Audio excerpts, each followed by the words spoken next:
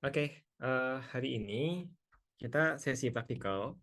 Jadi mungkin akan banyak codingnya, live coding. Saya nggak punya presentasi apapun, nggak punya slide, langsung coding aja dari nol. Em, Mungkin tunjukin dulu hasil akhirnya seperti apa ya yang akan kita bikin. Tadi udah saya sempat share ya di di grup Discord. Buat yang belum join Discordnya, ya silakan join dulu. Bisa lihat di sini hasil akhirnya. Mungkin saya sambil play ya. Jadi ini baru tadi pagi bikinnya, sambil meeting juga, jadi nggak nggak lama bikinnya. Itu intinya adalah mirip kayak ChatGPT, tapi dia bisa ngeluarin suara. Sebagai contoh di sini, ini saya mulai ngetik ya, what is Mars gitu. Mars is the fourth planet from the Sun in our solar system. It is often referred to as the red planet due to its reddish appearance caused by iron oxide on its surface. Yes, Mars is very cold. The average temperature on Mars is around minus 80 degrees Fahrenheit, 62 degrees Celsius. No, Mars is smaller than Earth. It has about half the diameter and Mars is the Ya, jadi kayak gitu ya, kita bisa chatting, dia bisa jawab sambil ada suaranya juga. Kita mulai dari nol bikinnya. fourth Dan planet from the Sun. kita akan memakai beberapa teknologi. Yang pertama, oh ya boleh banget di sini kalau mau komen atau tanya-tanya di sini boleh. Detailnya saya jabarin di sini ya. Jadi em, ini sangat simple stack-nya. Semuanya pakai Python, nggak pakai JavaScript. Jadi kalau teman-teman tahu front end, ada React, ada Angular, ada kawan-kawan. Di sini nggak pakai sama sekali. Jauh-jauh lebih simple dan karena simple juga bikinnya bisa jauh lebih cepat. Terus kita akan belajar OpenAI, text to speech. Ini API-nya. Jadi text to speech buat bikin suaranya muncul, sama Conversation API. Ini buat ngejawab pertanyaannya. Detail pemakaiannya, detail yang menarik ada di sini. Mungkin nanti sambil saya bahas ya. Oke, kayaknya ada chat nggak ya? Oke, kita mulai dari eh oh ya pengumuman buat yang belum ikut bootcamp, minggu depan itu kita akan mulai Python class. Jadi hari Senin, Rabu, Jumat, selama 2 minggu ya. Itu akan preparation class buat belajar Python. Jadi ini benar-benar dari nol banget. Eh Ya kalau teman-teman udah jago Python, mungkin nggak cocok kelasnya. Tapi kalau teman-teman belum pernah coding sama sekali, itu akan sangat cocok. Jadi akan diajarin dari nol. Nah, itu invitation-nya buat yang sudah daftar bootcamp. Jadi kalau teman-teman masih mikir-mikir, sebaiknya segera register karena kelas Python-nya akan segera dimulai. Nanti 2 minggu lagi kita langsung masuk ke kelas utamanya, ada kelas Python juga kalau nggak salah, tapi itu quick aja buat yang udah bisa coding. Jadi yang belum bisa coding sama sekali, mulainya hari Senin depan. Jadi ya em, segera register aja, segera kerjain soalnya, nanti akan dihubungi dari tim kita buat ini, buat registrasinya. Oke, kita masuk ke architecture. Jadi kalau kemarin-kemarin kan kita sudah bahas yang eh, beberapa hal ya. Di hari Senin kan overview ya, overview secara garis besar. Kira-kira ada apa aja nih di AI. Terus waktu hari Selasa kita masuk ke apa kemarin? Ada yang masih ingat? NLP ya? Hari Rabu masuk ke image, text to image. Hari Kamis kemarin image juga ya, tapi lebih detail ya. Nah, eh, jadi ada beberapa layer ya. Yang paling atas ini kita cuma sebagai user aja. Kita nggak bahkan kita nggak tahu AI pun juga kita bisa pakai. Kita nggak ngerti bagaimana nge-train NLP, bagaimana nge-fine tune CNN. Kita nggak perlu tahu itu, kita udah dapat abstraksi functionnya, kita tinggal pakai. Itu di sini. Terus di bawah lagi ada yang melakukan fine tuning atau mungkin training ya. Jadi udah ada model existing, terus kita bikin model itu lebih bagus lagi. Misalnya kayak ya NLP model, mungkin dia baru support bahasa Inggris, terus kita fine tune supaya bisa bahasa Indonesia. Atau mungkin training, ini dari awal nih bikin semuanya. Atau mungkin ada juga research di sini ya. Mungkin di bawah deh research itu. Research itu misalnya bikin model yang baru gitu. Kalau di sini modelnya udah ada, udah ditemukan oleh peneliti bahwa oh ternyata layernya sekian banyak, terus pakai architecture CNN atau mungkin pakai RNN atau apa, udah ada architecture-nya, terus tinggal ya kita training lah dengan data-data kita. Tapi kalau di sini lebih dalam lagi, kita perlu research kira-kira yang bagus modelnya kayak apa, terus bagaimana bikin lebih optimal dan lain-lain. Dan tentunya di sini juga ada ya matematik fundamentalnya perlu kuat. Jadi misalnya ada pertanyaan, apakah untuk membuat sebuah produk AI itu perlu tahu ini semua?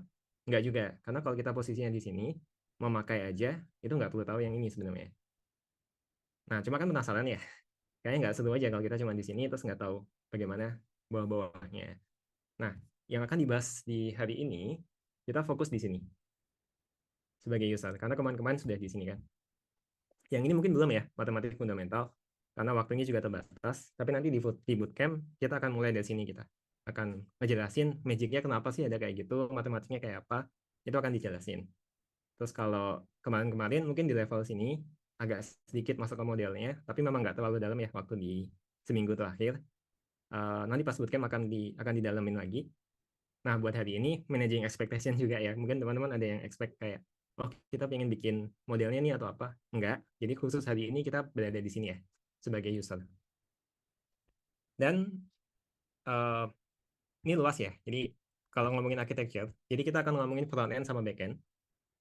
By the way, course kita sebut bukan sebagai data science, tapi sebagai AI engineer. Karena kita nggak pingin kayak, kita pingin end to end sih. Kita pingin teman-teman atau kita semua bisa membuat produk sampai tampilannya yang terkait sama AI. Nah, biasanya arsitektur tuh ada kayak gini. Jadi kalau lihat atau kerjaan-kerjaan gitu ya, kan ada opening front end, back end, terus kadang ada infra, terus kemudian di sini ada data science, ya begitulah ya. Front end itu adalah tampilannya. Jadi kalau buka uh, ini misalnya, nah yang bikin tampilan ini itu kita sebut sebagai front end. Yang bikin kita bisa muncul drop-down list di sini, terus ketika kita klik masuk akan loading ke halaman berikutnya. Yang bikin animasi, kalau diklik sini kan ada loading di atas nih, itu adalah front end. Terus kita bisa upload foto, ini semua di front end. Kulitnya lah ya, tampilannya. Apakah penting? Ya penting banget, karena kalau nggak ada front end ya nggak akan jadi sesuatu yang bisa dipakai oleh user. Front end ini macam-macam, ada mobile, ada web, ada juga CLI, ini terminal, dan lain-lain. Nah, backend itu yang bikin API. API itu ini nanti nyambung sama data. Ini ada database, ini buat nyimpan datanya. Database itu gampangnya dibayangkan kayak Google Sheet lah ya, atau Excel. Ada tabelnya, ada tabel nama siswanya, nama usernya, ada tabel order, dan lain-lain. Nah, data ini perlu diproses oleh backend, jadi digabung-gabungin datanya, kemudian dibalikin ke sini. Jadi contoh singkat misalnya, kasusnya register deh. Berarti di frontend itu tugasnya adalah bikin tampilan buat login. Ada input buat username, input buat password, kemudian harus divalidasi apakah apa misalnya. Misalnya register deh, register.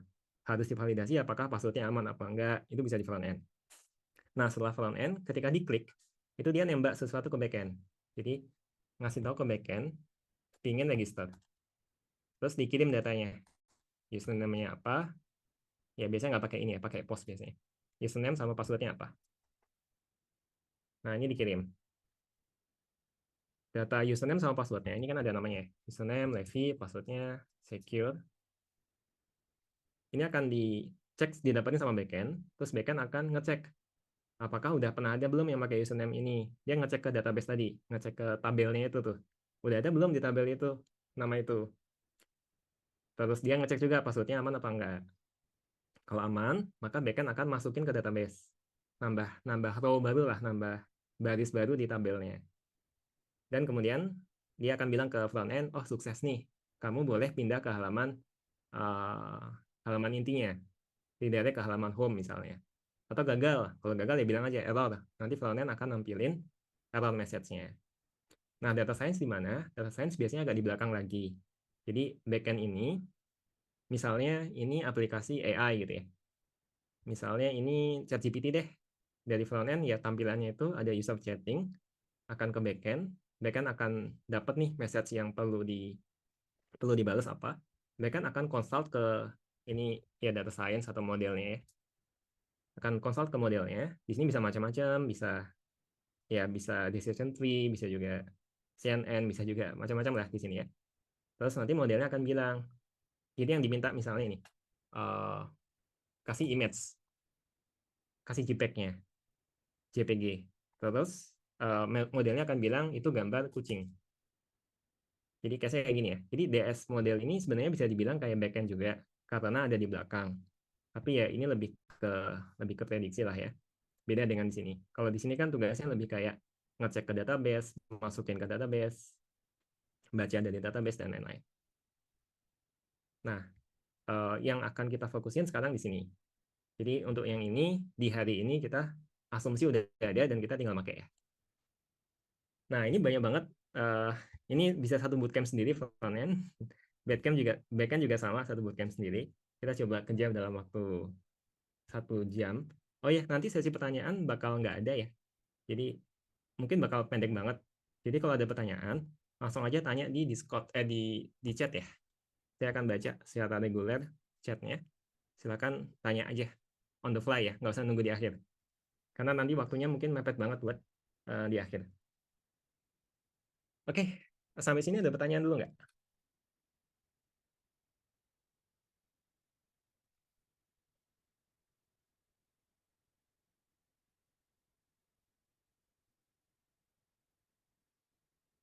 Oke, nah kita mulai dari backend dulu. Kita fokus di sini dulu, tampilan nanti belakangan ya. Nah, untuk bikin backend itu ada banyak teknologinya. Jadi mungkin sering dengar ada bahasa Golang, PHP, terus Java, apalagi Python, dan lain-lain lah. Ini semua biasanya dipakai untuk backend. Walaupun ya ini buat di sini juga sebenarnya bisa buat di depan, tapi umumnya di backend. Terus database itu misalnya kalau pernah dengar MySQL, Microsoft SQL Server, Postgres, Redis, dan lain-lain. Kali ini kita nggak pakai database, waktunya nggak cukup. Kita fokus di sini dulu. Nah, bahasa pemrograman ini butuh, ya atau C# juga ada, butuh, eh, bentar, butuh, sorry, ke distract, butuh apa framework buat bikin framework, web framework. Untuk masing-masing bahasa pemrograman ini beda-beda frameworknya. Golang punya sendiri, PHP punya sendiri. PHP misalnya ada Laravel, di Java ada J2EE, Python ada Django, ada Flask, dan lain-lain. Cukup banyak. Nah, kita sekarang mau pakai Python dan web frameworknya adalah memakai Fast API. Ini salah satu aja ya. Masih banyak web framework lain. Kita coba baca websitenya Fast API. Ini biasanya buat bikin API. Dan ini cepat. Dia bilang high performance, compatible sama Node.js sama Golang. Terus ya codingnya bisa cepat juga. Nah, kita coba mulai dari awal ya. Nanti sambil dijelasin Fast API itu makanya kayak apa. Ini saya punya project kosong, belum ada apa-apanya. Cuma ada .env. .env ini nggak akan saya buka. Ini isinya rahasia. Maksudnya isinya password gitu ya. Misalnya kayak akses token buat connect ke OpenAI itu ada di sini. Di sini. Jadi nggak saya buka. Nah, pertama-tama di Python, ketika kita perlu membuat project baru, direkomendasikan memakai apa namanya? Pakai env, virtual environment. Nah, kayak gini. Jadi ini akan membuat sebuah folder baru di sini .venv. Isinya adalah Python apa yang kita pakai sama library yang akan dipakai nanti akan ke copy di sini. Ini gunanya supaya ya ada separation ya antara global library sama project specific library. Kalau di JavaScript ada yang namanya Node modules. Itu mirip kurang lebih kayak gitu. Ya. Nah, setelah itu saya perlu membuat namanya requirements.txt. Isinya ini library yang akan kita install. Kita mau pakai Fast API kan? Ya udah kita dia biasanya instalasinya disebutin ya di sini. Oh, ternyata butuhnya namanya Fast API. Oke, kita tulis di sini Fast API. Terus dia butuh juga UVCon standard. Ini kita copy. Ya. Kalau udah, kita bisa install pakai pip install requirement.txt. Jadi ini akan membaca apa aja yang dibutuhkan, terus dia akan menginstal, dia akan bikin folder di sini. Jadi ini nanti akan banyak nih. Sorry, saya lupa. Ini tadi kita udah bikin virtual environment, kita perlu masuk memakai virtual environment nih. Ini buat activate virtual environment ya. Kemudian install. Nah, ketika pip install ini, dia akan bikin folder di sini. Nah, tunggu sebentar.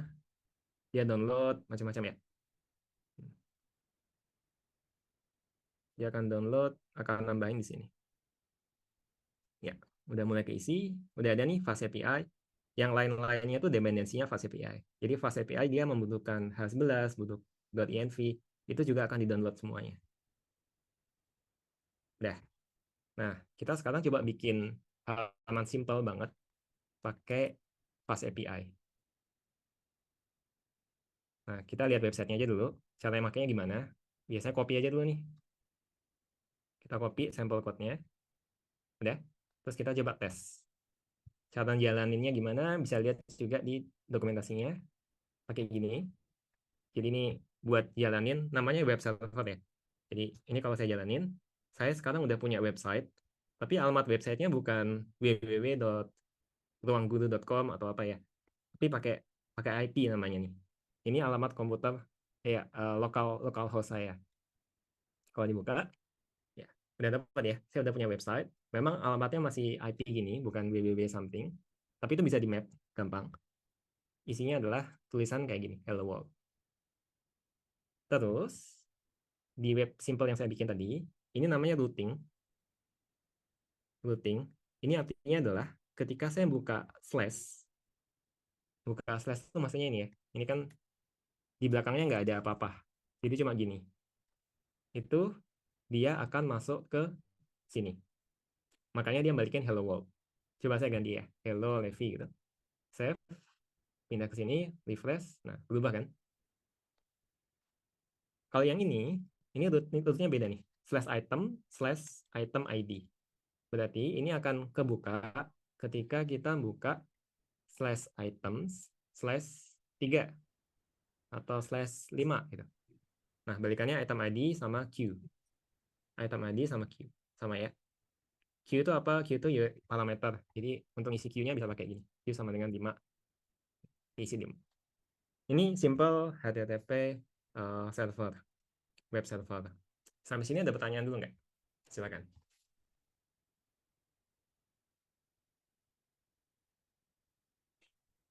Jadi ini bisa bikin macam-macam ya.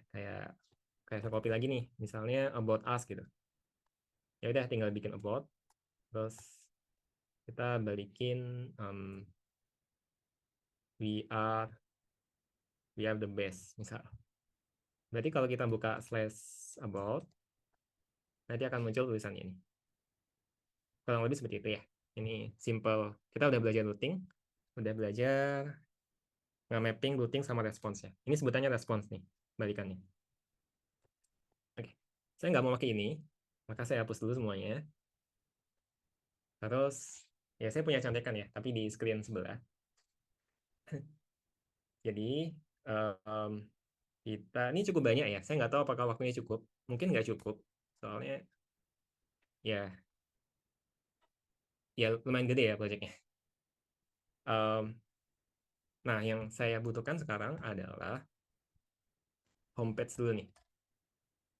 Homepage-nya. Ini nggak semua saya jelasin ya. HTML response itu kita ingin balikin sebagai HTML. Terus ini ada request. Nah,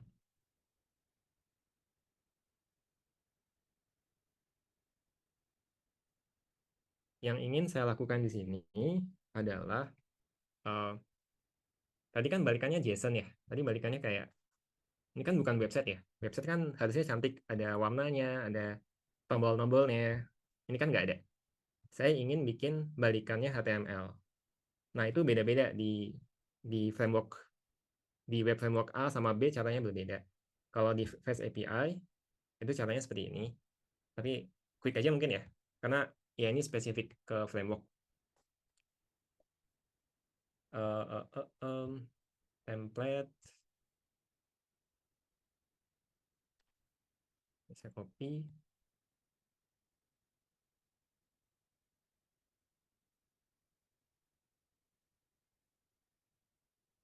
Oke, templates dot something.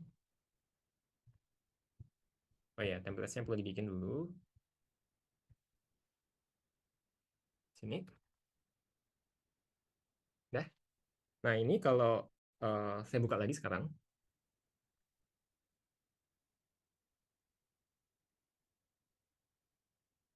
Kalau saya buka lagi homepage-nya, itu akan error. Kenapa error? Ada yang mau nebak nggak kenapa error? Silakan di chat. Kenapa error?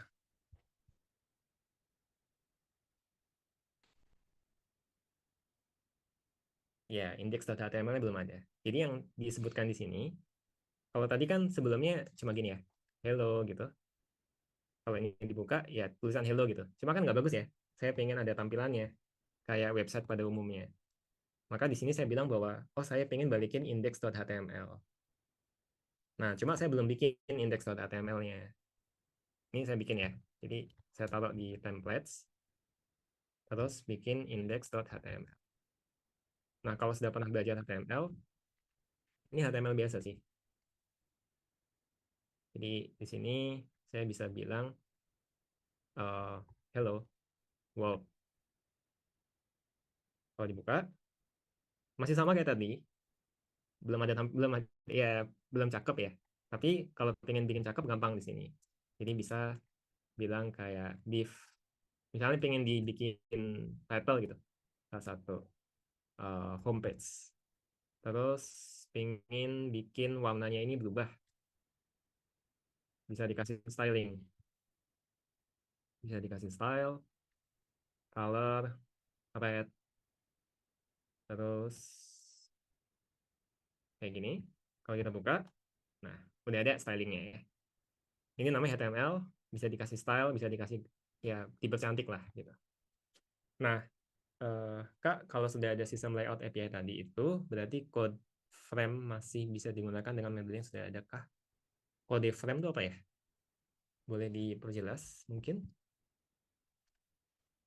Ya, ini bisa juga buat bikin input, but input text. Ini maka akan muncul text box. Pengen ngasih button juga gampang. Type-nya button, terus submit.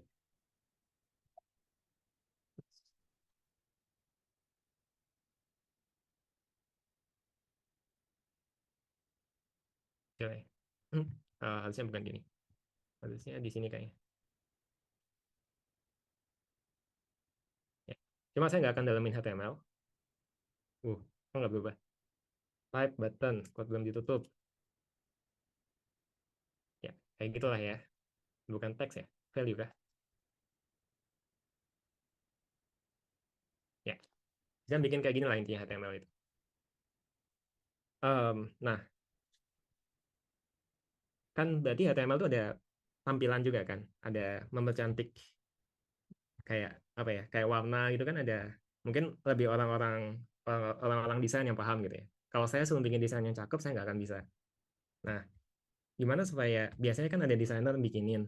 Cuma di sini saya mau pakai ini, mungkin udah dijelasin kemarin di sesi akhirnya di hari Rabu kalau nggak salah ya. Jadi ini website ini bisa membantu kita nge-generate website tanpa harus tahu HTML. Jadi saya cuma bikin desain kayak gini nih. Ini bikinnya ya gampang ya. Cuma coret-coret aja kan. Pakai pakai kotak gitu. Terus dibikin buttonnya kotak juga, kasih teks. Terus saya kasih kayak saya pengen ada icon di sini, ya udah saya kasih panah. Terus ini kasih sampel teks. Terus tinggal di select. Terus klik make real. Nah, ini di select dulu. Terus make real. Nah, ini ada AI. Ini pakai OpenAI GPT Vision kalau nggak salah. Dia akan membuat HTML kode buat tampilan ini. Kita tunggu sebentar. Sekitar 15 detikan mungkin. Nah, udah dibikin nih. Udah ada. Ini bisa dicoba nih. Ini bisa di copy code-nya. Ini udah saya copy HTML-nya. Terus kalau saya bikin misalnya test.html gitu ya. Di copy ini hasil dari AI tadi. Terus saya buka nih test.html.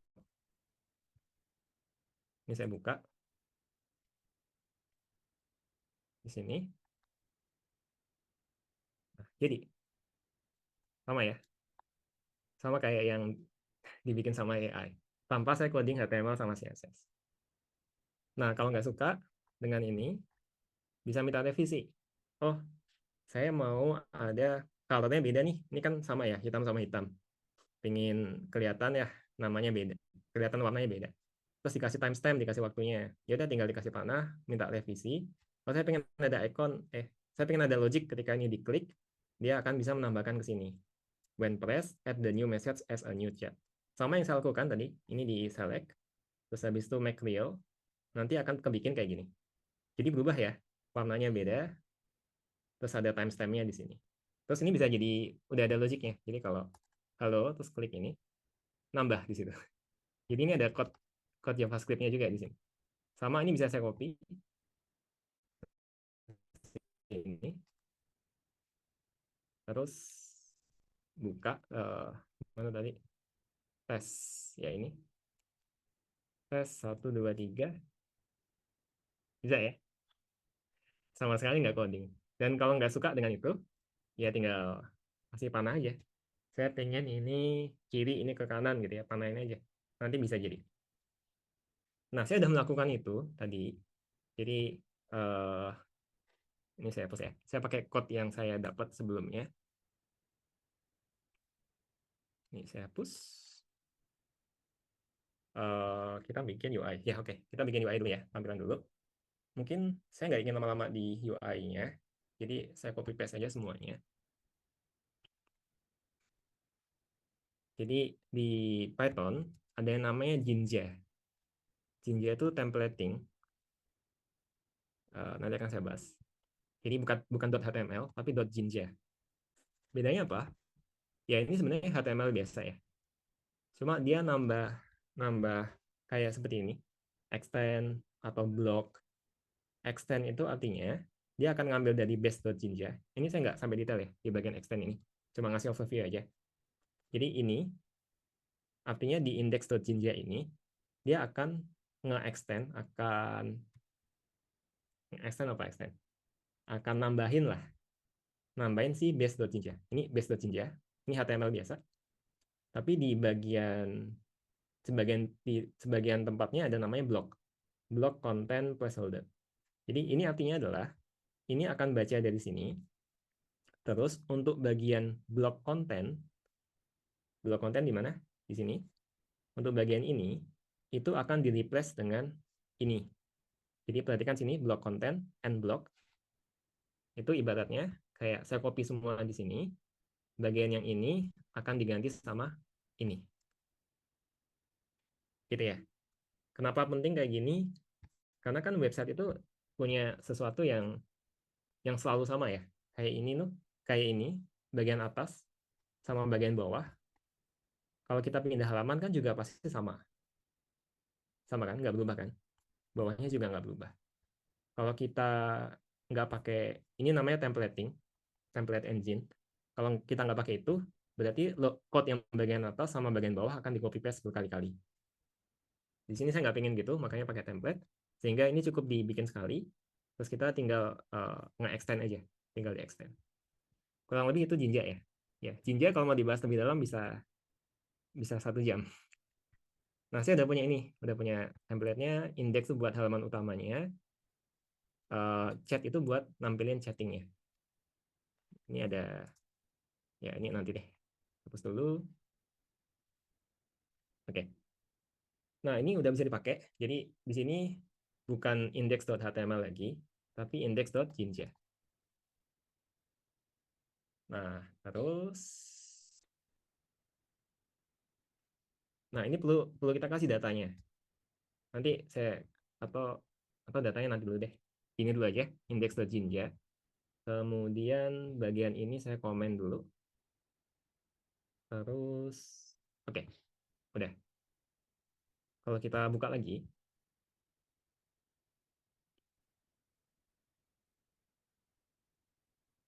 kita buka lagi. Alamatnya apa tadi? 127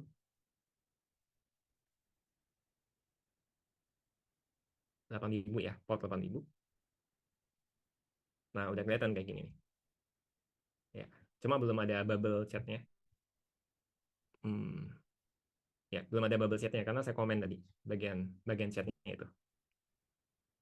Cuma udah ada buttonnya. Kalau diklik nggak terjadi apa-apa. Udah ada title di atas Astro Boy. Kenapa Astro Boy ya? Kayak robot aja ya. Robot yang canggih. Salah satunya Astro Boy. Udah ada stylingnya, tinggal kita kasih logiknya. Sama nanti hubungin sama AI ya. Itu juga perlu dilakukan. Nah, di main.py ini kita bisa ngasih data ke UI-nya. Jadi ini konsep front end, ada UI-nya, ada tampilannya, ada juga bagian logiknya. Nah, data itu kita bikin di sini, kita olah di sini, kemudian dikasih ke UI. Nah, dalam kasus ini kita belum ngasih data apapun. Jadi ini cuma nampilin button submit kan, tapi belum ada data apapun. Coba kita kasih data setting ya. Nah, untuk bikin data setting, kita perlu bikin data structure-nya dulu. Kira-kira bentuk datanya akan ada apa aja nih? Ada chat, ada username, ada apa lagi gitu. Nah, ini saya copy ya. Uh, saya bikin satu file namanya entities.py. Isinya data yang kita inginkan.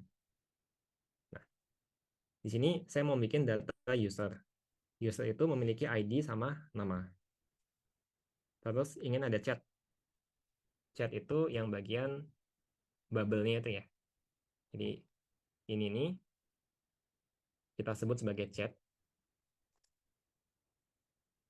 Terus chat itu pasti memiliki user siapa yang ngechat. Jadi di sini ada usernya. User itu memiliki 2 data, ID sama name. Jadi ini punya ID, punya name. Terus chat itu punya sender. Sender itu ya user tadi. Sama punya message-nya kan. Jadi ini punya message. Punya ID sama message lah ya. ID, sender, sama message. Itu chat. Tapi kan chat nggak cuma satu kan. Ada banyak chat. Jadi saya perlu bikin data structure juga yang ngewadahi multiple chat. Di sini saya sebut sebagai threads. Jadi threads itu memiliki nama threads-nya. Ini nggak kita pakai sebenarnya. Dia di dalamnya ada multiple chats.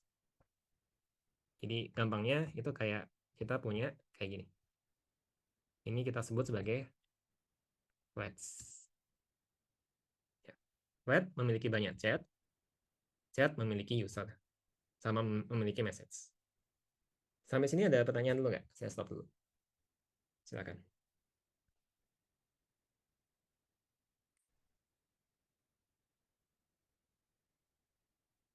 Codingnya bisa di-start sih. Ya harusnya. Nanti saya kasih linknya di Discord ya.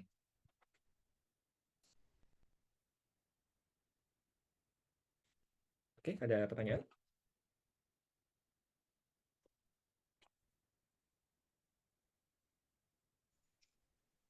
Halo, Ya, berarti ini tanpa menambah skrip yang lain untuk membangun tanpa menambah skrip yang lain untuk menjadi satu alamat website misalnya tidak usah digabung-gabungin dengan skrip yang lain. skrip yang lain itu Terima apa, kasih. Mas? Ya, skrip yang lain itu maksudnya apa, Mas? Misalnya digabung disambung-sambung sama Java, tidak usah untuk menjadi Oh, satu alamat website misalnya. oh enggak. Di sini cuma pakai Python aja, nggak pakai Java, nggak pakai JavaScript. Semuanya pakai Python doang.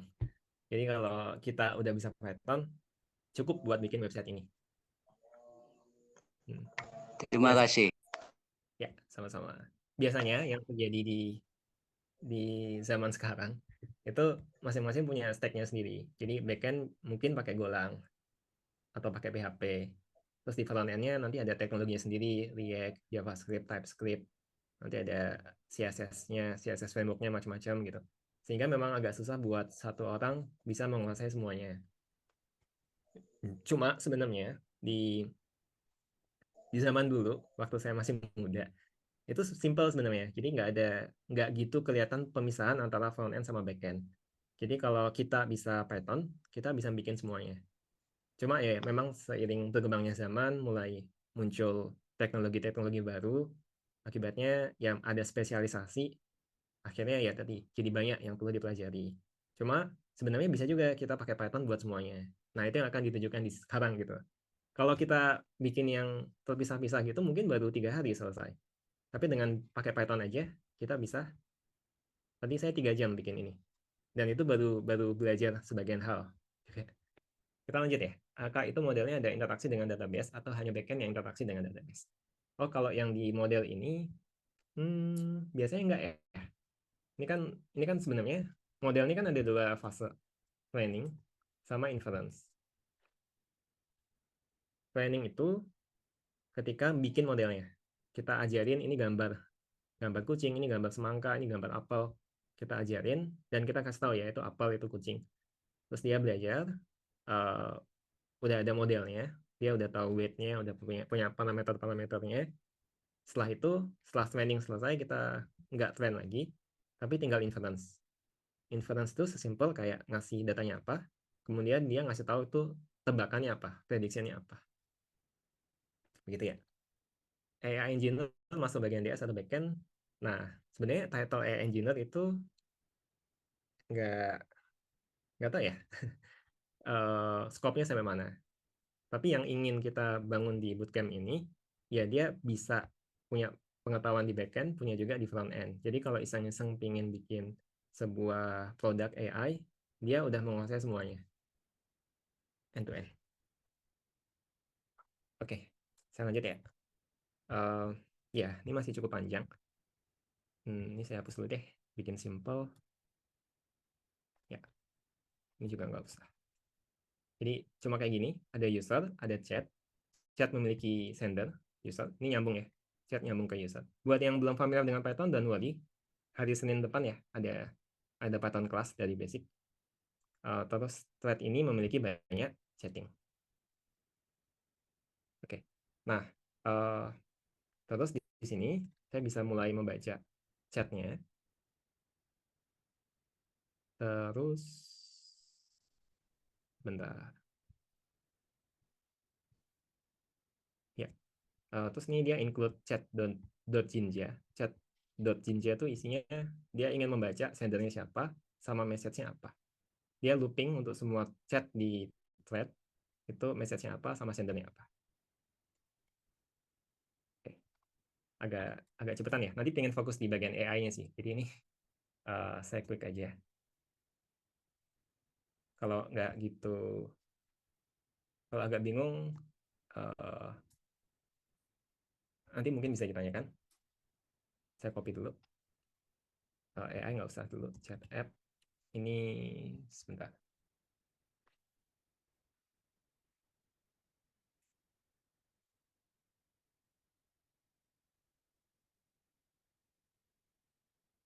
Ya. Chat app ini nggak usah terlalu worry. Ini cuma bagaimana interaksi sama entities tadi.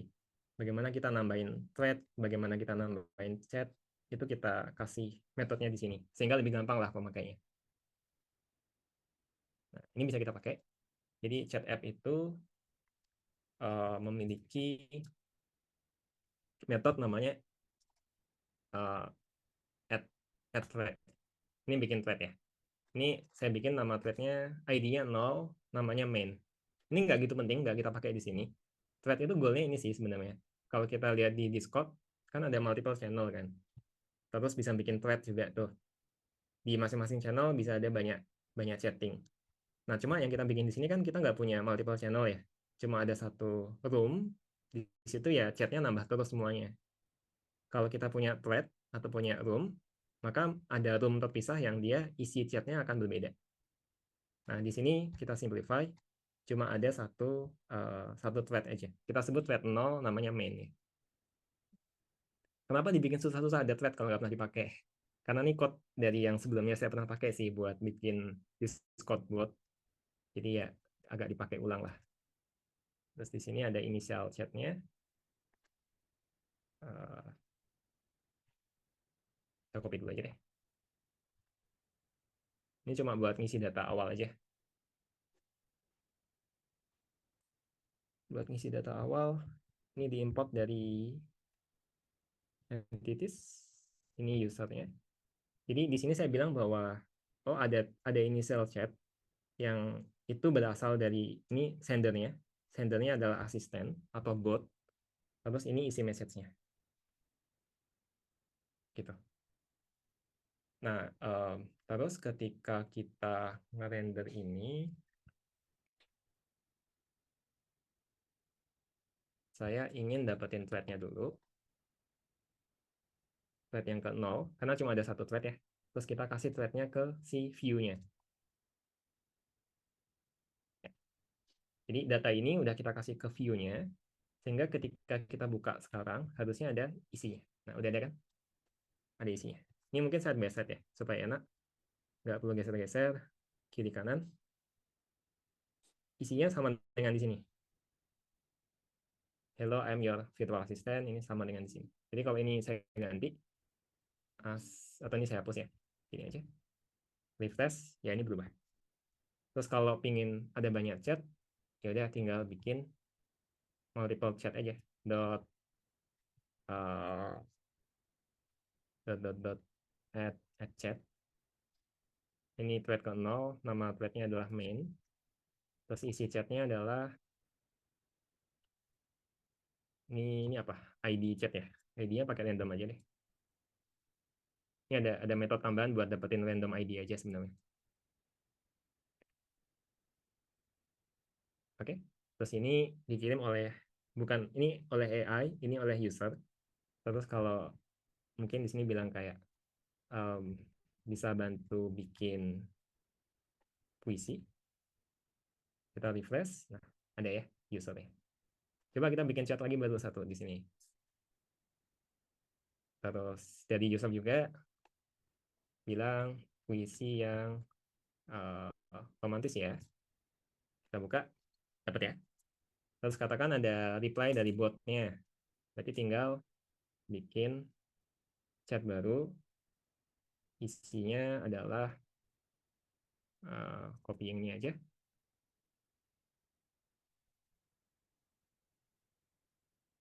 Ini bukan dari user ya, ini dari asisten karena dari bot. Baiklah, tunggu sebentar. Ya, kalau kita refresh, dapat ya. Jadi warnanya udah beda. Yang user warna hijau, yang asisten warna ini. Jadi tampilan sekarang udah beres. Cuma datanya kita masih hard coded, masih kita taruh semua di sini. Ini oke, karena kita kan cuma buat testing aja kan. Tampilannya udah oke lah paling enggak. Terus kalau ini diklik juga ini nggak ada apa-apa. Kita ingin nambah logic itu. Sebelum ke situ stop dulu, ada pertanyaan nggak?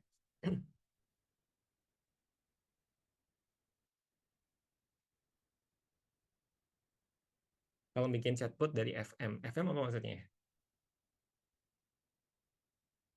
Finite Machine, Foundation Model. Oh, Buffer conversation itu history conversation ya. Jadi nanti kalau nembak ke atau bukan, buffer conversation maksudnya apa?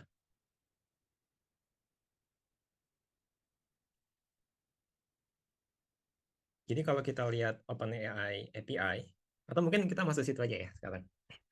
Kita ingin nembak ke OpenAI nih buat bisa auto reply. Nah, caranya gampang sebenarnya. Jadi sebenarnya tinggal lihat websitenya OpenAI, Docs. Kalau pakai yang lain juga gampang ya. Misalnya pakai pakai apa kemarin itu namanya? Lupa. Docker like.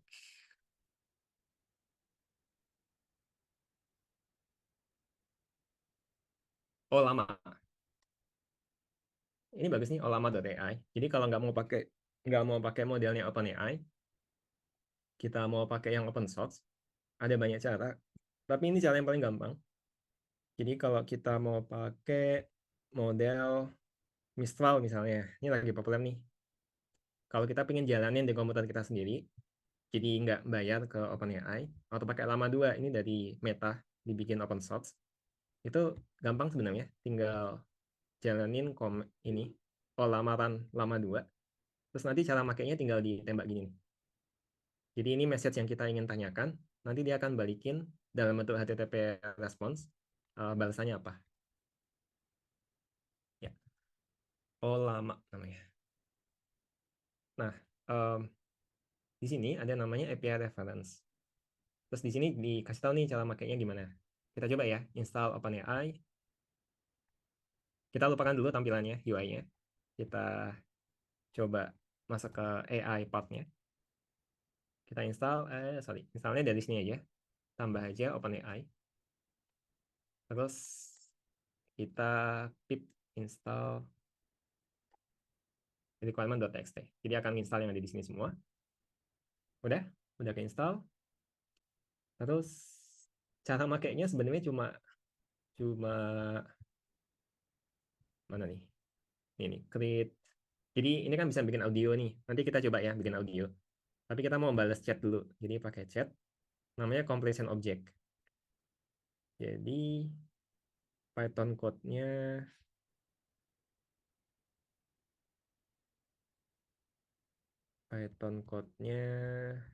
di sini ya. Cuma gini caranya sebenarnya. Saya copy ya ini. Terus saya bikin tes tes chat.py. Isinya cuma kayak gini. Terus ini perlu kasih key ya, API key. Ini yang rahasia itu. Jadi ini saya ingin dapetin API key-nya dari dari secret.env ini. Ini punya saya, jadi nggak akan ditunjukin. Di Python caranya pakai loadenv. Ini dia akan membaca. Oh ya, belum diinstal, sorry. Perlu diinstal dulu. Namanya adalah Python env kalau nggak salah ya, atau .env. Python.env. Ini library buat membaca .env di sini, terus diinjek masuk ke environment variable. Kita install. Oke, udah install. Kalau udah install library-nya bisa kita pakai. Tinggal kita import ya, load env. Oh, tadi di sini ya. Sorry. Kita load env. From.env import load.env. Terus kita pakai di sini. Ini baca file .env-nya. Terus sehingga ini sekarang udah available sebagai environment variable. Client, bla bla bla. Oke, coba kita jalanin. Kita jalanin satu file itu aja buat testing.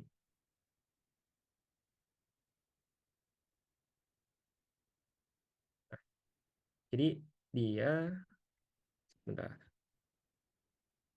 Completion create completion choice message. Ya, ini udah nembak ke ChatGPT, ke OpenAI. Di sini saya bilang bahwa ini ada namanya sistem. Sistem itu kayak apa ya? Kayak SOP si botnya itu.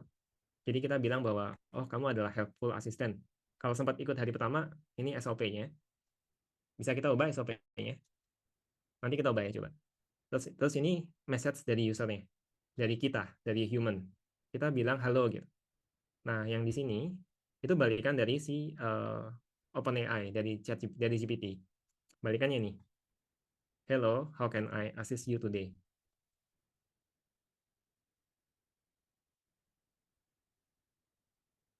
Ya, ini balikannya. Coba ya, saya bukan bilang hello, tapi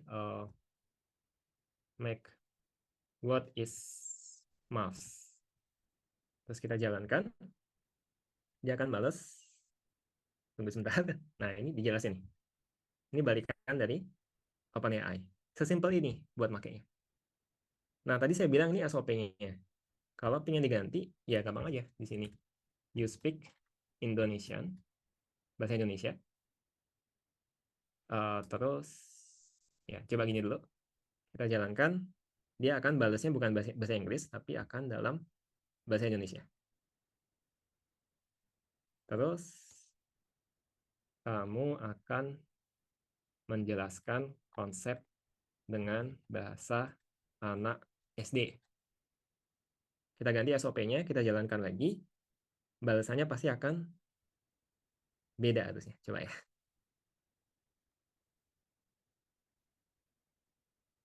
Ya, beda lah ya. Harusnya lebih simpel. Ya, sebagai anak SD kamu bisa bla bla bla. Oke.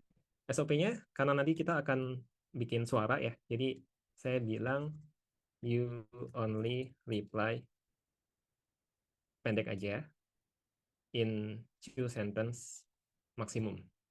Supaya nggak nunggu bikin suaranya. Terus ini nggak ada. Ya, udah gini doang.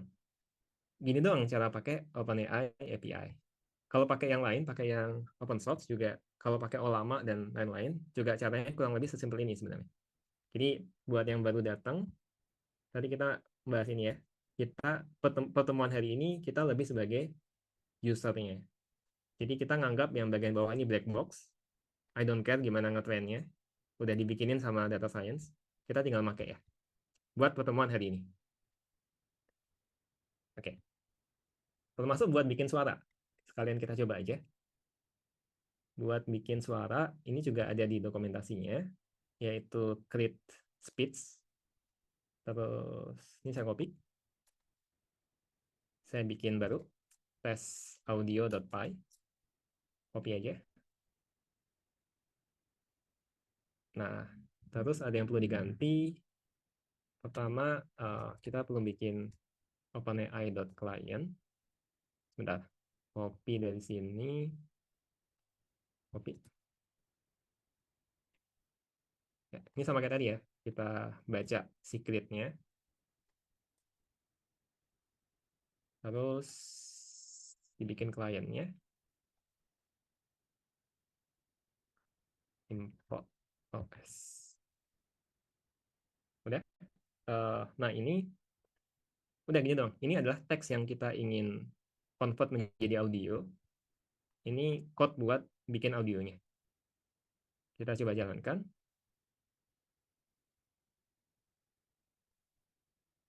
Agak lama sedikit. Nah, dia akan membuat sebuah file namanya speech.mp3. Nah, ini nih. Kalau saya play, The quick brown fox jumped over the lazy dog. bisa ya. Tapi bahasa Indonesianya masih belum begitu bagus. Selamat pagi semua.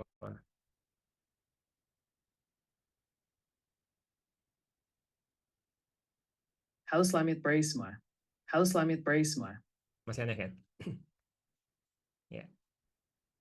Tapi kalau bahasa Inggris, coba kita copy segini. Terus kita taruh di sini. Jalankan. MP3-nya akan dibikin. Tunggu sebentar.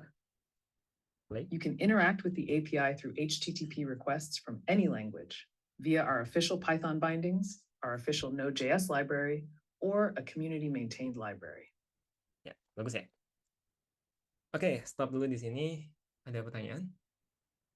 Apakah model OpenAI atau Ollama dapat dilatih dengan data kita sendiri? Bisa. Itu yang disebut sebagai fine tuning. Coba um, di dokumentasinya ada kok fine tune. Dan itu sesimpel cuma ngasih contoh-contoh data aja. API key-nya berbayar, iya. Tapi murah kok. Saya kemarin top up $5, udah sebulan nggak habis kayaknya. Ya asal nggak terlalu boros. Ya tapi $5 udah $5, 70 ribuan itu udah cukup untuk bisa eksperimen banyak hal. Oke, ada pertanyaan dulu?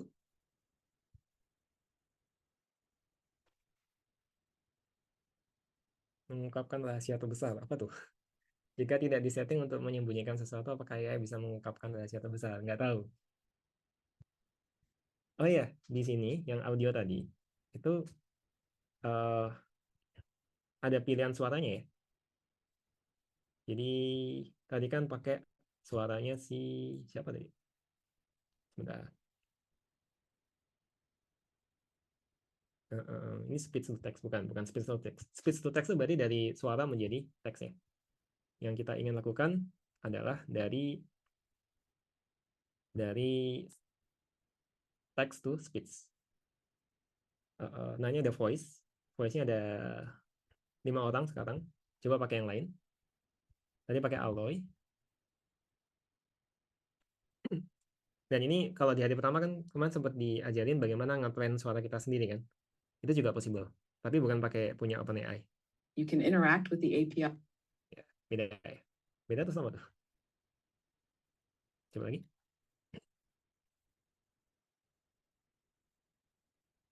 You can interact with the Kok sama kayaknya. Fable.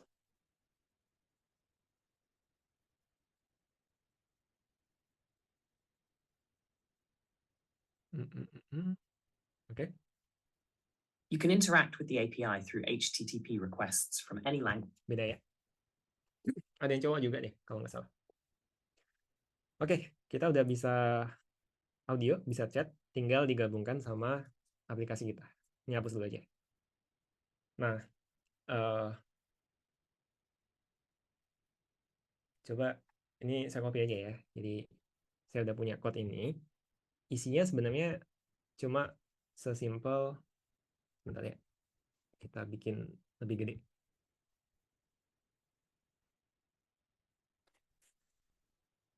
Ya, kita di sini cuma bikin 2 metode. Complete itu buat bikin auto complete-nya, buat balas chat. Ini sama kayak tadi ya, sama kayak tadi kalau dibatin. Yang ini buat bikin suaranya. Ini juga sama kayak tadi. Cuma nyimpannya di public folder /id. Ya gitu doang. Terus kita ingin memakai itu. Pertama, saya ingin bikin namanya ai.py. Jadi ini sebagai file buat interaksi sama AI-nya. Kenapa? Karena saya nggak ingin langsung interaksi sama OpenAI client. Langsung dari code main.py. Kenapa? Karena kalau suatu saat pingin ganti klien, oh nggak mau pakai OpenAI nih, pakai yang lain nih gitu. Pakai yang Mistral atau pakai lama. Nanti akan berubah di main.py. Tapi dengan membuat, namanya abstraksi ya. Kita membuat ini, yang kalau suatu saat berubah, yang perlu diubah cuma di bagian sini. Ini saya copy aja dulu. Jadi dia punya metode reply buat, sebenarnya reply ini akan nembak ke sini aja sih, OpenAI client. Sama kayak tadi nih, cuma ngasih historinya aja. Terus speak itu buat ngomong gitu. Nah, ini the power of abstraction ya. Jadi sebagai yang membuat main.py, kita udah nggak perlu peduli sama ini. Kita cukup tahu bahwa oh ada metode namanya reply sama speak. Kalau reply cukup kita kasih thread-nya aja. Kalau speak kita cukup kasih message-nya aja sama ID. ID nanti saya jelasin. Nah, kita udah punya AI kan. Berarti kita bisa pakai ini. AI perlu diimport dulu sebentar. From AI import AI. Jadi saya ingin mengimport si kelas AI ini. Oke, dia butuh klien itu buat nembak ke OpenAI-nya. Ini saya copy aja. Saya bikin gini aja, metode namanya init AI. Dia akan dapetin API key-nya, terus bikin klien buat bisa connect ke OpenAI, terus ini bikin AI-nya. Ini perlu di from clients dot client import. Ya. Nah, ini ya promnya. You are a chat assistant, reply pendek aja, dua kalimat maksimum. Gitu. Terus karena udah ada AI-nya bisa kita pakai nih di sini. AI sama dengan init AI. Jadi kita udah punya AI. AI itu dia punya tadi ya. Kita punya metode namanya chat, terus punya metode reply, punya juga metode namanya speak. Reply buat bales, speak buat ngomong. Nah, ini saya hapus dulu. Ini kan tadi buat ngisi data aja ya. Udah nggak kepake. Yang pertama masih saya keep buat ngasih kalimat pembuka. Sorry.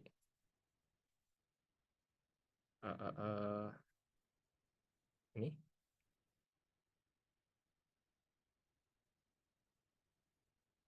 Bentar. Ada error di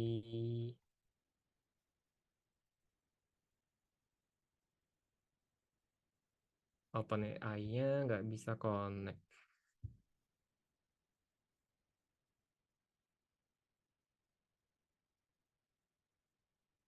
Sebentar. Debug dulu ya. Mungkin kalau mau lihat cara debug.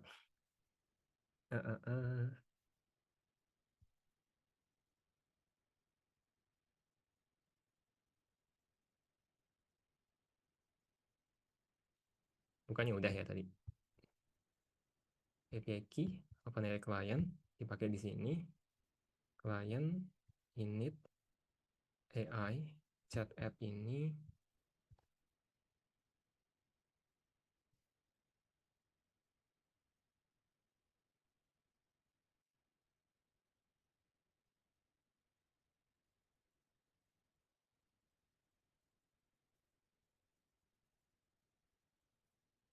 Saya stop sharing dulu ya, mau lihat ini key-nya udah double belum. Sebentar. Ini rahasia soalnya.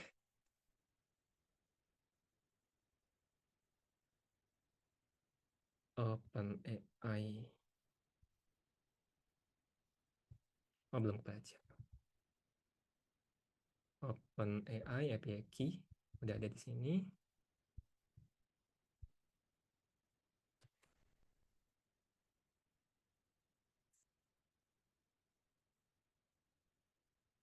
Oh iya, belum baca. OS. Oh, kurang load env.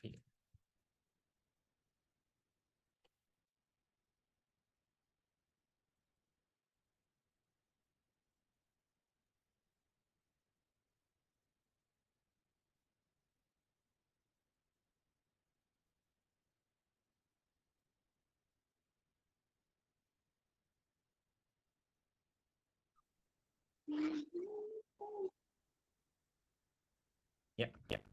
Oke, continue setting.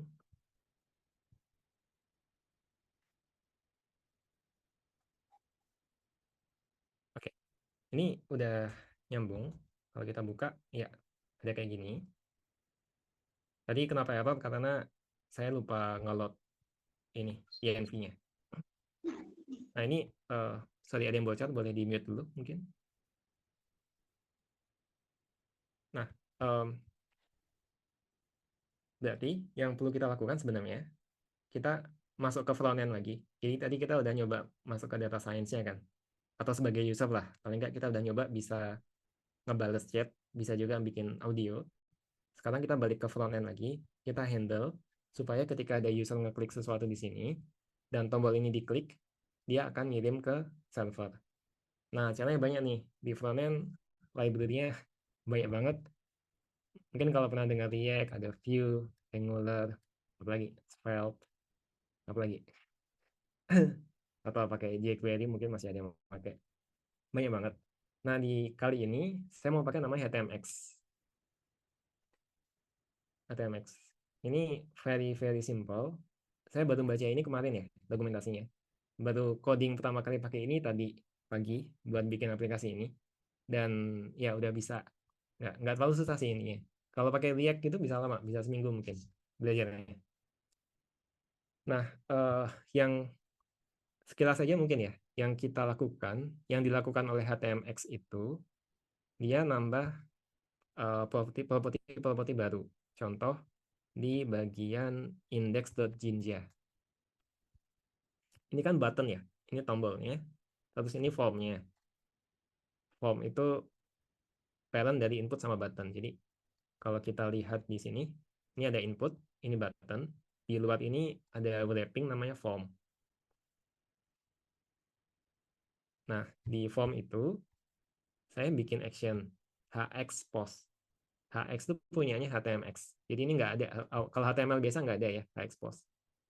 Terus nembak ke slash chat. Jadi ini artinya adalah ketika form itu disubmit atau ketika button itu diklik, dia akan nembak ke backend ke API slash chat. API slash chat itu apa? Saya belum punya. Jadi kalau ini kita monitor trafficnya, ini buat monitor traffic dari klien ke server ya. Terus kita klik ini, sebentar. Belum ada.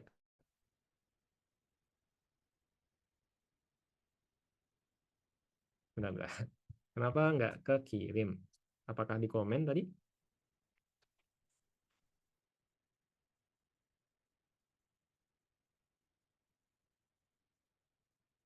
Index.jinja.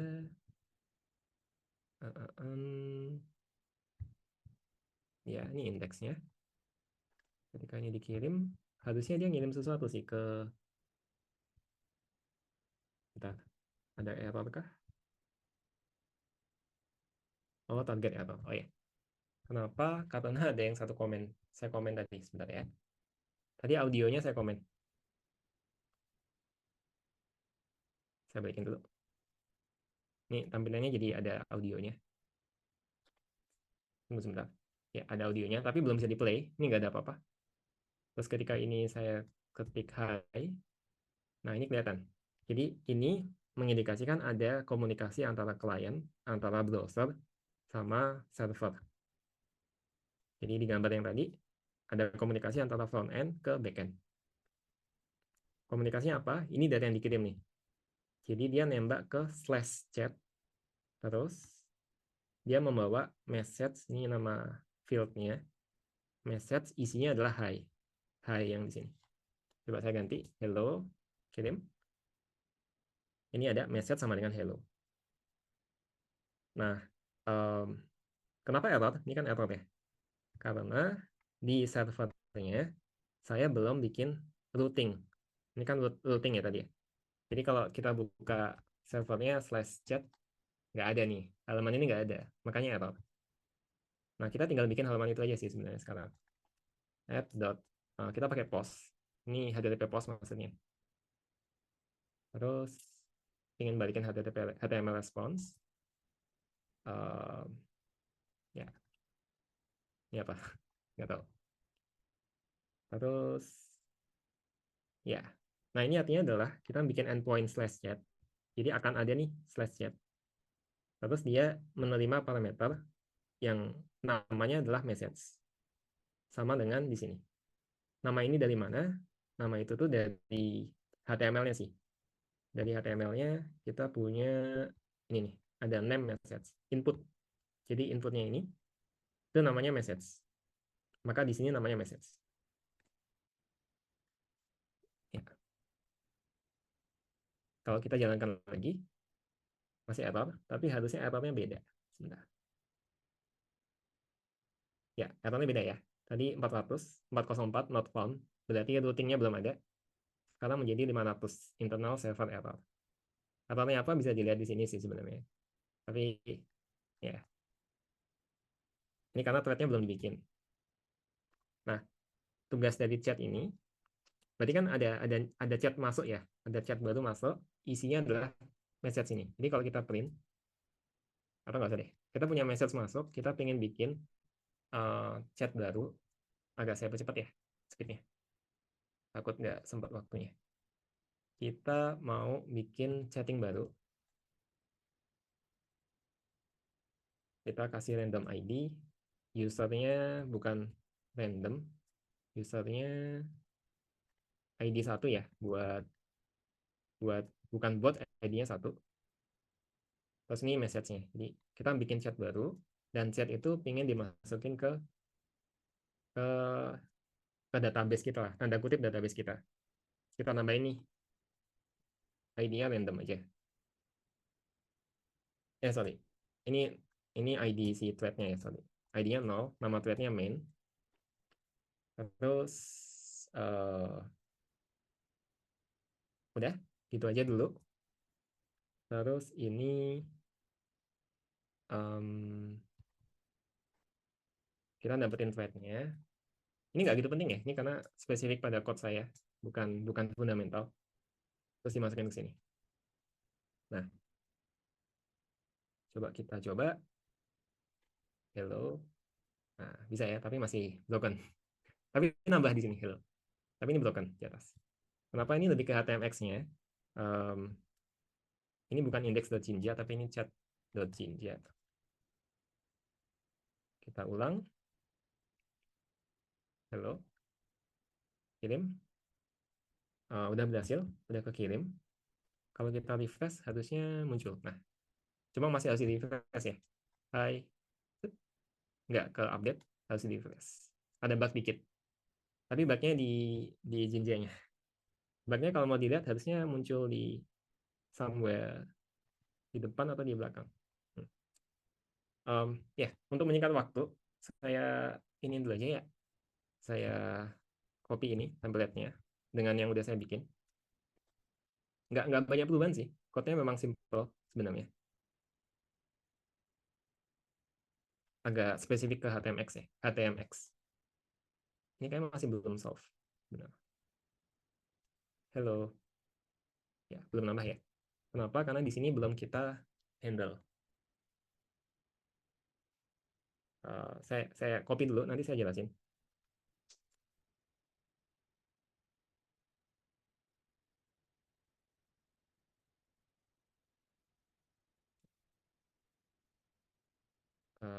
Terus ini restart dulu.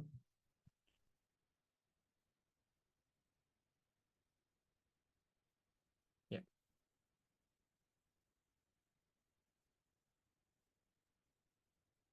Bentar. Kenapa nggak nambah?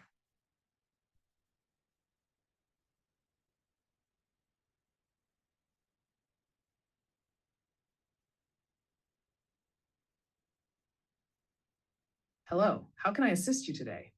Hello, how can I assist you today? Can you help me to discover new math equation?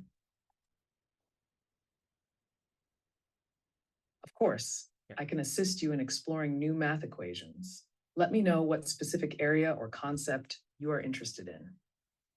Pythagoras. Ini masih belum smooth UI-nya. Harusnya ada loading gitu kan. Certainly, the Pythagorean theorem is a classic math equation that... Ya. Jadi yang dilakukan adalah saya bikin sebuah folder namanya public. Di sini ada MP3 hasil generate audionya. Nah, ini nih ID dari message-nya. Jadi 344755 itu ID dari ini nih. Ini atau mungkin ini gitu ya. Saya nggak tahu yang mana. Nah, ketika ini slash chat dipanggil, slash chat itu kan ketika orang ngirim sesuatu di sini kan. Itu dia akan nambahin chat yang baru masuk tadi. Ini kan message terakhir yang dikirim user. Jadi how about tell me a joke. Nah, tell me a joke itu akan masuk ke sini sebagai message. Terus dibikin di wrap dalam kelas chat. Terus itu dimasukin ke tanda kutip database kita. Nah, terus di sini kita bikin reply-nya. Jadi perhatikan di sini ada AI.reply. Tadi kan kita udah belajar bahwa AI.reply itu menerima thread kan. Thread itu ya berarti semua yang di sini. Semua yang di sini historinya itu dikirim ke AI buat dimintain balasannya. Nah, berarti ini akan menjadi balasannya. Balasan AI itu akan kita tambahin ke tanda kutip database kita sebagai message dari asisten. Terus kita pingin AI-nya juga ngomong, maka kita bilang AI.speak. Ini ID reply-nya.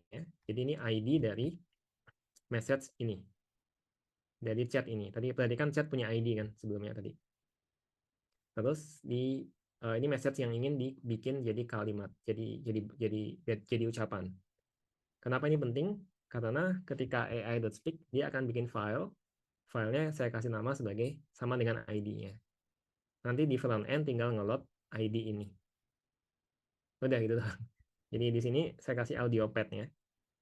Jadi saya kasih chat-nya. Chat ini nih chat yang baru ditambahin tadi. New chat itu chat dari usernya. Chat yang ini, terus yang ini adalah reply-nya. Audio pad itu adalah lokasi dari audionya. Ada di public/id/mp3. Udah.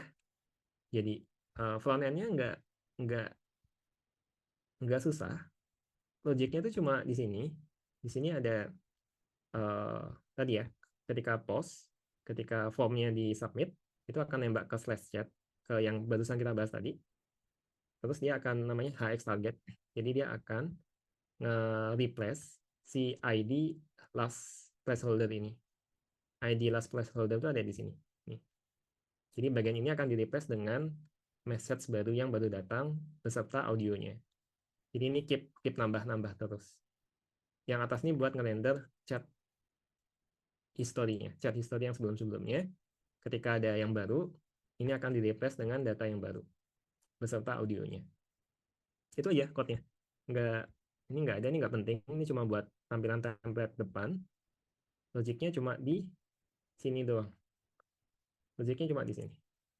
Nggak ada JavaScript ya. Ini HTML doang sama Python. Kalau ya, ini magic dari HTMX sih. Menarik.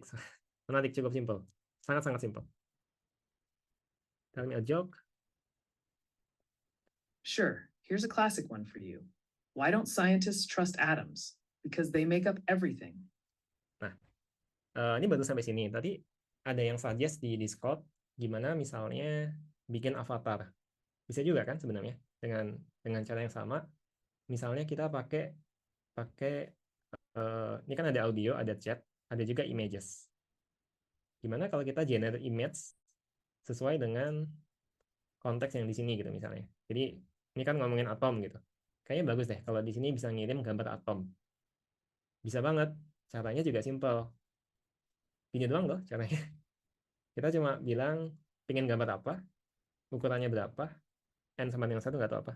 Oh, number of image yang dibikin, sama modelnya mau pakai apa. Nanti jadi dapat URL-nya. URL-nya tinggal di render. Itu aja. To recap, hari ini kita posisinya di sini sebagai user. Jadi kita lupakan dulu complexity di bawah. Terus kita tadi sudah belajar bagaimana membuat UI front end, bagaimana membuat backend, routing pakai Fast API. Terus database kita belum belajar. Tadi semua disimpan di memori. Jadi kalau program saya tutup nih, terus dijalanin lagi, itu datanya hilang semua. Jadi ini kalau di refresh hilang karena nggak ada database-nya. Ya, terus ya udah mungkin sampai sini dulu. Ada pertanyaan? Silakan. Kalau ada HTMX, apa enggak sekalian maksimalin dengan jQuery ya? Oh, bisa. Saya masih baru ya di HTMX, jadi bukan expert di situ. Boleh, Pengalaman Pak. untuk Tanya. tanya satu. Ya, silakan. Untuk mendapatkan skrip ini dari mana? Oh ya, Apa bebas di situ? Untuk nanti saya share di Discord ya, Mas. ya. Ya, nanti linknya saya share di Discord skripnya. Menjawab pertanyaannya Ozalif, kalau HTMX kenapa nggak pakai jQuery?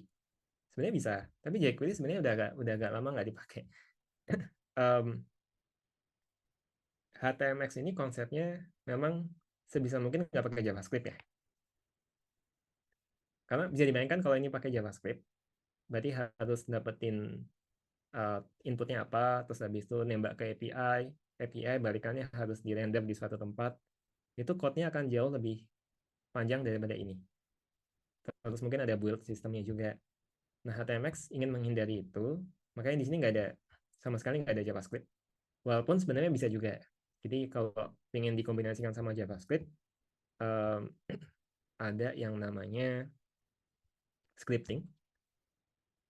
Dia punya Hyperscript, ini punya bikinan mereka sendiri. Tapi ada juga jQuery. Jadi bisa kalau kita ingin website kita somehow lebih interaktif lagi, bisa di-combine dengan jQuery. Atau yang lain. Tadi saya baru tertarik ke Alpine JS sih. Alpine JS. Ini kelihatannya cukup simple dan cukup powerful. Deklaratif juga kayak React dan kawan-kawan. Ya mungkin bisa dilihat ya. Apakah penggunaan Python seperti Fast API ini menjadi common practice di industri? Kalau Fast API, iya. Ini yang lumayan populer kan Fast API, Django, sama Flask. Nah, ini beda-beda nih. Kalau Fast API sebenarnya lebih di buat bikin API. Bagusnya dia juga akan bikin dokumentasinya. Jadi kalau kita bikin API itu dokumentasinya akan auto generated, bisa tinggal dikasih ke front end atau back end. Ini nih cara makainya, silakan lihat dokumentasinya. Terus dia juga ngeklaim cepat juga, dan ini lumayan simple. Kalau Django ini lebih full framework ya, sampai ada ORM database juga ada di sini. Ini lebih gede lagi. Kalau mau belajar ini lebih lama lagi. Tapi dia udah komplit gitu ya. Jadi kayak lengkap, baterainya udah ada, udah included lah. Jadi ya ini common. Python ini juga common. Python itu bahasa yang paling populer kalau nggak salah ya. Language popularity. Ini kalau nggak salah kedua atau ketiga ya, atau pertama? Oh, pertama. Sekarang jadi bahasa yang paling populer, ngalahin C, C++, Java, dan lain-lain. Ya walaupun ini dari sini kan website ini, tapi dari website lain mungkin hasilnya beda ya. Tapi ini bahasa yang salah satu yang paling populer. Kenapa Python populer? Karena aplikasinya bisa di mana-mana. Tadi saya tunjukin itu ada di backend, bisa. Buat bikin data science juga sekarang banyak kan pakai Python. Um, Biasanya kalau misalnya Hugging Face ya, kalau library DS sekarang malah yang pertama di support itu bahasanya Python. Misalnya semantic kernel, ini punya Microsoft. Ini juga supportnya Python, Java, sama .NET. Atau lagi OpenAI tadi juga awalnya supportnya Python. Sekarang udah banyak sih yang lain. Nah, jadi ya banyak dipakai di industri. Untuk front end mungkin sudah ada Make It Real yang generate coding dari gambar. Apakah sudah ada platform AI yang menerjemahkan flowchart atau state management menjadi coding backend? Oke. Ya, tadi buat yang mungkin baru datang, tadi kita pakai Make Real nih buat bikin HTML code-nya sama sama styling lah. Jadi saya nggak bikin desainnya sendiri, saya cuma bikin coret-coretan di sini. Terus simsalabim, bikin deh gini UI-nya.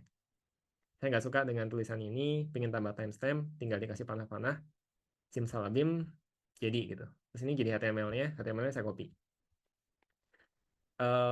Ya, jadi semua bisa menjadi front-end engineer mungkin ya sekarang. Tapi saya pernah nyoba ya, ambil screenshot website gitu, tolong bikin code ini gitu.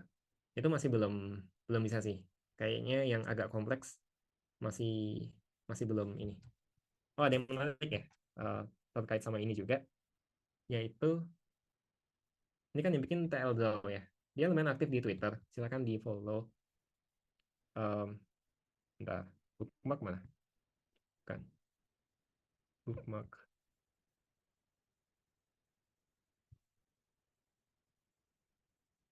Dia bikin yang di bukan.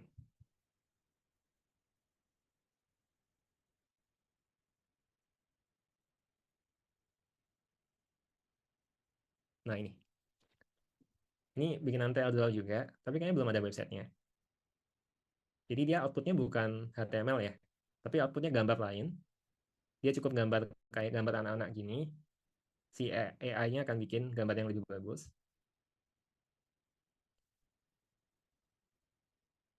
Nah, terus ini kan udah bagus kan? Terus yang gambar bagus ini di copy, dipindah ke kiri.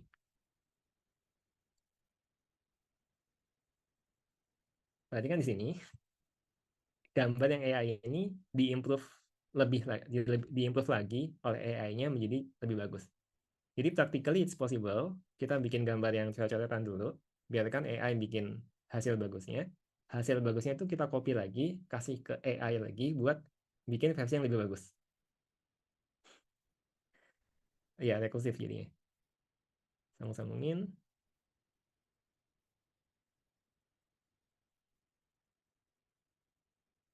Ya.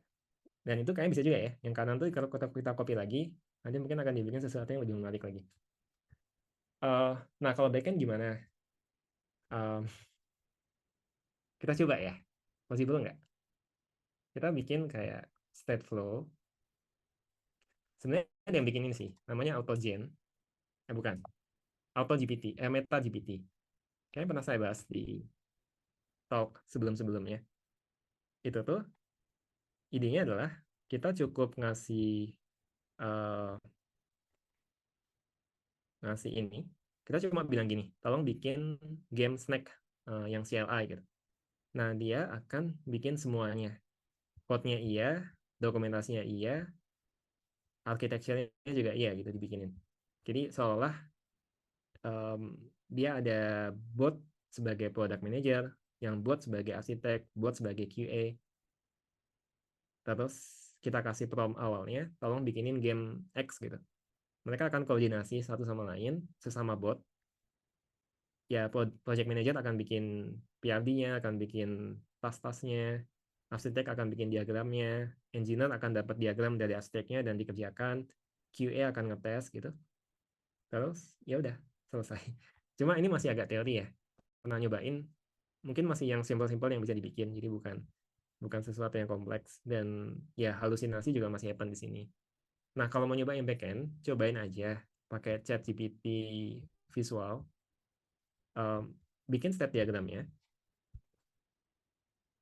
apa ya? Ya coba bikin state diagram atau architecture-nya, di copy atau diambil screenshot, di copy ke ChatGPT screenshotnya yang berbayar ya. Terus bilang aja, tolong bikinin code Golang sesuai architecture ini. Enter. Nggak tahu bisa apa enggak, silakan dicoba. Mungkin bisa kalau sesuatu yang simple.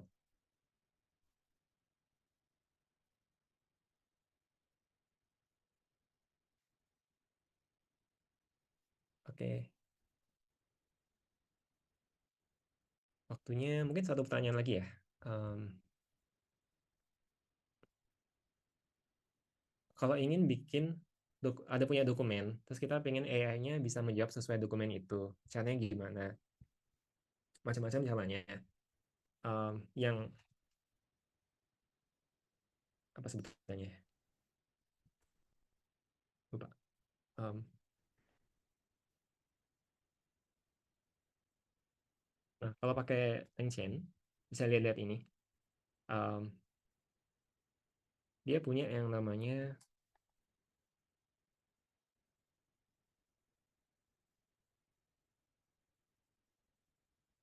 ya, dia punya namanya Retrieval. Jadi dia kalau dia nggak tahu, dia bisa lookup ke dokumen-dokumen kita dulu. Dokumennya bisa macam-macam, bisa PDF, bisa bahkan lookup ke Wikipedia juga bisa, atau Google Docs atau DocX, macam-macam konektornya. Terus dia akan nyari yang kira-kira bisa menjawab pertanyaan kita. Hasil pencarian itu akan diinjek ke prompt-nya, terus akan menjadi knowledge tambahan buat si AI-nya, buat si agent-nya bisa ngebales pertanyaan kita. Jadi itu possible. Bisa lihat-lihat LangChain, salah satu yang populer ya. Terus apa lagi ya? Kayaknya ada satu yang cukup. Ya, lihat di sini ya, LangChain. Kan ada yang tahu, teman-teman? Ada satu yang cukup populer ya. Dia punya konektor ke banyak tempat. Cuma saya lupa namanya. Lupa. Ya, itu possible. Atau cara lain, pakai ChatGPT API. Sekarang dia udah support buat, jadi API yang sama dengan yang kita lihat tadi ya. Mana tadi ya? Di sini. Itu ada yang namanya files. Ya. Jadi kita bisa pakai ini, kita upload file dokumen kita. Ini. Nanti itu jadi knowledge tambahan buat si ChatGPT. Jadi kita upload ini, nanti ketika kita chatting, atau ketika kita pakai asisten ya, saya nggak tahu. Intinya balasannya akan consider isi dari file itu. Ya, bisa dicoba. Ini kalau mau pakai API, tapi kalau nggak mau pakai API, kayaknya di hari pertama sempat saya jelasin ya. Di sini kita bisa bikin model baru. Kita bisa bikin bot baru. Ketika bikin bot baru itu kita bisa upload file kita. Ini bahkan nggak perlu coding, tinggal pakai klik-klik aja. Itu bisa. Mungkin itu ya. Waktunya habis. Kalau ada pertanyaan bisa tanya di Discord. Terus ya buat yang Python, hari Senin depan akan ada Python kelas buat beginner, terutama yang belum pernah coding. Syaratnya register dulu ke bootcamp ya. Jadi udah ngerjain soal, udah dihubungi sama tim kami. Terus ya aplikasi bootcampnya udah selesai dulu.